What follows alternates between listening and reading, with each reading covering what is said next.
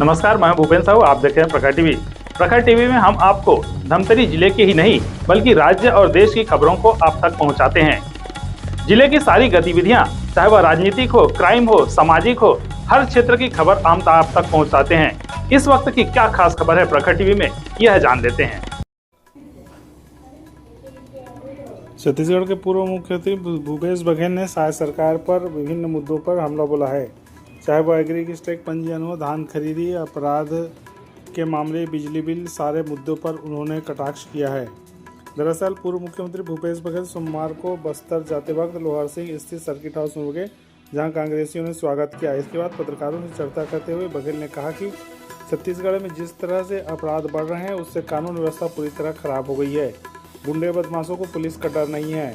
छत्तीसगढ़ अब अपराधगढ़ बन गया है। हाफ बिजली बिल के बारे में कहा कि घरेलू और व्यावसायिक उपभोक्ताओं को काफ़ी दिक्कतों का सामना करना पड़ रहा है। बघेल ने कहा कि स्कूली बच्चों को 5 महीने बीत जाने के बाद भी पुस्तक नहीं मिली है। इस खामियों को धमतरी जिले के एक शिक्षक ने अपने स्टेटस में डाला तो उसको सस्पेंड कर दिया गया। इसके अलावा और कई मुद्दों पर उन्होंने चर्चा की। अमित बघेल के बारे में चर्चा करते हुए उन्होंने कहा कि यह सवाल मुख्यमंत्री और मंत्रियों से करनी चाहिए। अगर कोई महापुरुष के बारे में कोई भी ऐसे अपमान करने वाले पर कार्रवाई होनी चाहिए।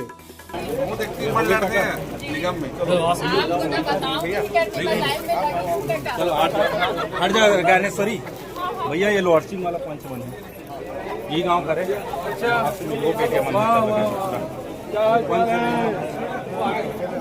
बीजेपी अभी रेस्ट हाउस के विरोध कर रही है।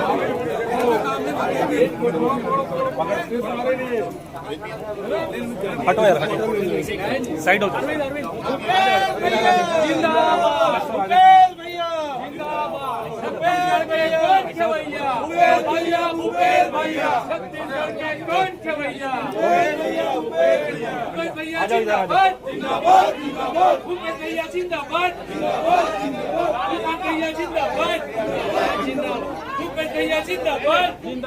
उसको घर में बंद करके रखे और ऊपर से मेरे बेटे को अंदर कर दिए।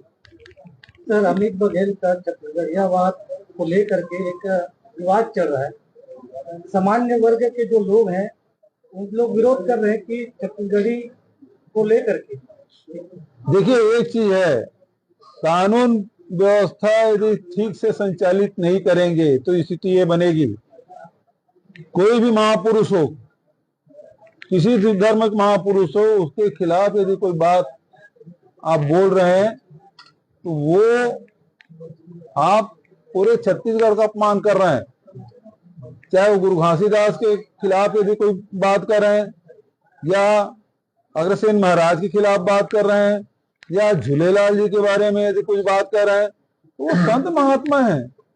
कोई भी बोले उसके खिलाफ कार्रवाई होनी चाहिए, और ये कार्रवाई नहीं कर पा रही सरकार। एक बयान आप मुझसे पूछ रहे हैं, इन मंत्रियों से क्यों नहीं पूछते आप? एक बयान भी आए इसके बाद, चाहे किसी ने भी बयान दिया हो, कोई कार्रवाई छोड़ एक बयान, न गृह मंत्री का, न उप मुख्यमंत्री का, न मुख्यमंत्री का, न किसी मंत्री का, एक बयान नहीं। कैसी सरकार है सर, वो ब्याजखोर ये इसका मतलब ये है कि ये सरकार खुद ही जातियों में, समाज में विभाजन पैदा करना चाहती है, इसलिए सरकार मौन है। ब्याजखोर तोमर जो है उसका तो जुलूस निकाल दिए, लेकिन आपत्तिजनक जो सांप्रदायिक टिप्पणी कर रहे हैं और यहाँ की समरसता को छत्तीसगढ़ के खिलाफ कर रहे हैं, उस पे एक्शन लेने में इनको क्या मजबूरी है?